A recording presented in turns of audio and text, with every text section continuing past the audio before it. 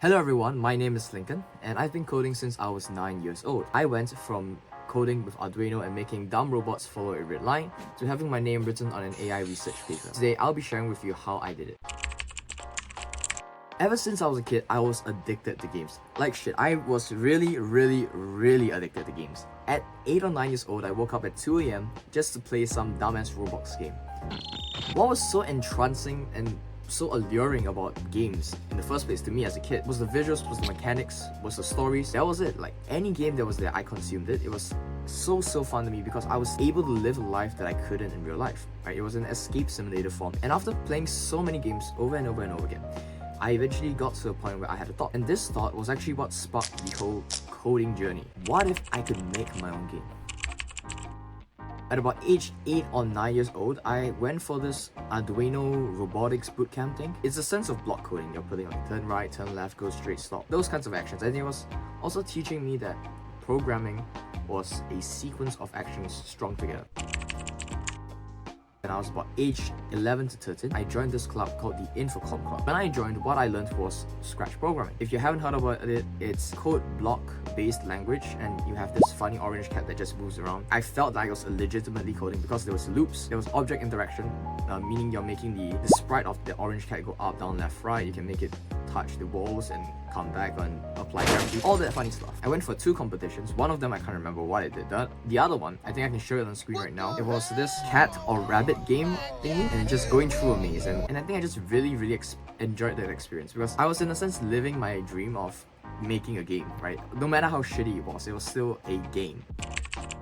The next part of my life was when I was age 14, and this is when I picked up C++. When I was in secondary 2, I thought to myself, well, why not just pick up an actual coding language? And what I mean, what I defined as actual back then, the actual languages, right? Instead of block code, it was word-based coding. I did a quick online research. I searched what was the most popular, most basic programming language that most people know about C++. So I was actually serious this time, right? And I watched a C++ tutorial for beginners, right? And at that time I was also traveling overseas, and because I didn't want to miss out on watching the video because I was like so committed, I was like, okay, I'm gonna learn it. I brought a book, so I think I still have this book right here.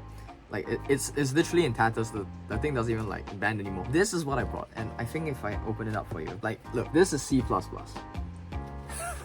This is what I started with. Like honestly, OOP in the first 2 hours of watching the video, I think it was pretty worth it. Now for the next phase of my life, it was when I was age 15 to 16, which was secondary 3. In Singapore, it's my streaming year, and what that meant was that I could choose the subjects that I really wanted. And at that time, there was math, there was chemistry, there was physics, there was biology. But you know what else there was there? Computing. And obviously, that's exactly what I clicked. Immediately. Like, I didn't even have to think much. I just clicked on it and I just chose it immediately. So that's when I met my first ever computing teacher, Mr. Sean Teal. He was the first live coder that I saw in real life. Like, I know that sounds stupid, but he was basically the first role model. He wasn't the average nerd. He didn't seem like the nerd, like hunched over, wearing a hoodie with glasses. No, he was a teacher that also knew code. All I knew was that he was really good at coding, and he also taught really well. Like, I'm giving him all the credit right now. And so he taught me about the basics of coding, like not just on the practical side, but also on the theoretical side. So things like who was the one who made the first computer? Alan Turing. How is information passed across fiber optic cables across the board? It was always so dry to learn, and just basically cramming information into my head. It's like, oh, what is a modem? What does it do? What is a bridge? What are all these things? But you know, eventually you get over it. Eventually you learn about it, and it's kind of like basic knowledge that you have to know.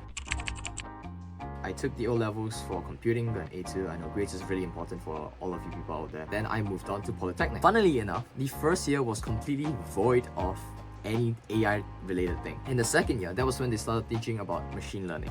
So machine learning, if I had to explain, it would be like AI is this whole thing, then you have a smaller subset, which is machine learning, okay? And then later on we would have deep learning, which is what I specialize in now. And machine learning, what we would thought was the primate stuff, right? Stuff for the monkeys.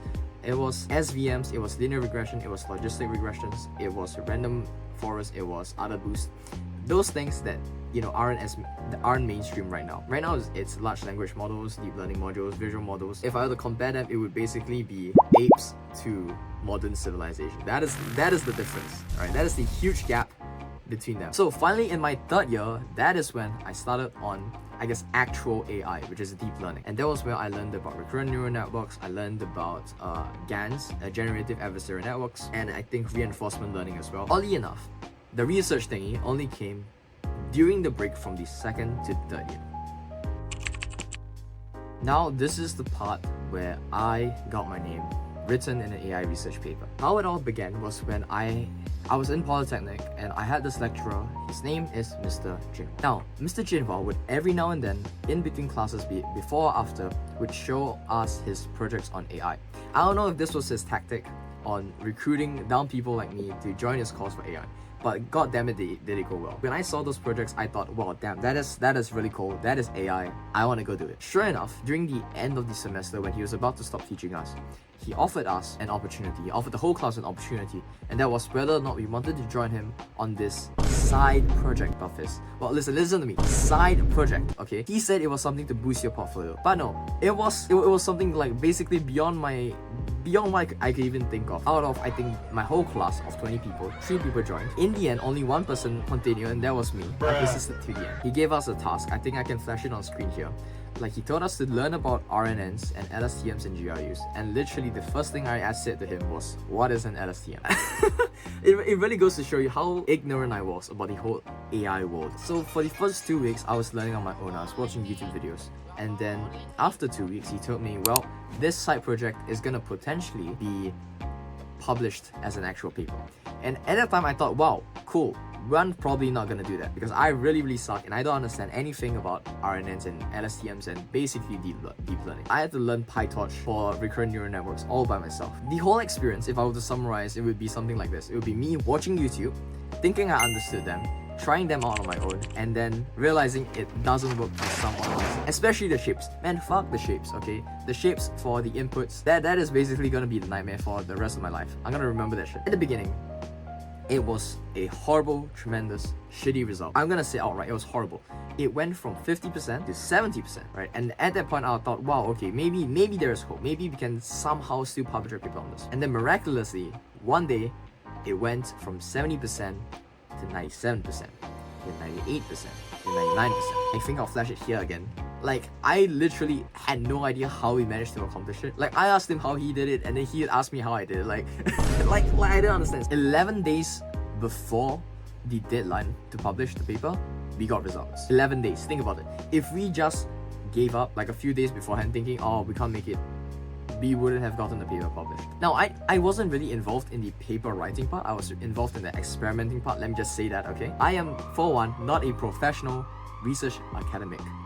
I'm gonna get that straight. And honestly, thinking back, it's kind of like a dream, right? All the times you're reading those papers and you see those names, you're like, wow, I wonder what they did to get there, to get their names on those papers, and like how good are they, how smart are they. Now I'm there. Like it just completely blows my mind. Then again, this is probably just the start. I'm not sure if I'll continue going to academia and doing actual, publishing, writing papers, doing experiments, or it might just be me creating fun games. Foreshadowing. Oh. So that is how I went from making Arduino robots all the way through C++, through Scratch, through Python, through AI, and then getting my name on a research paper. 9-10-ish years of coding. So it really goes to show you that as long as you keep persevering, as long as you don't stop, you'll get some. That is my experience though. I'm not sure about everything else. At least in coding, I know the more you code, the better you get. Duh. So that brings us to the end of this video. I hope that you have, gotten some glimpses of knowledge or wisdom. I'm just sharing what I've gone through and what I've learned. Yeah, I hope it's been entertaining. I hope it's worth your time watching. And if you're more interested in stuff like this, you can subscribe. Anyways, that's about it. So, bye. This was basically me throughout the whole video, by the way. Actually,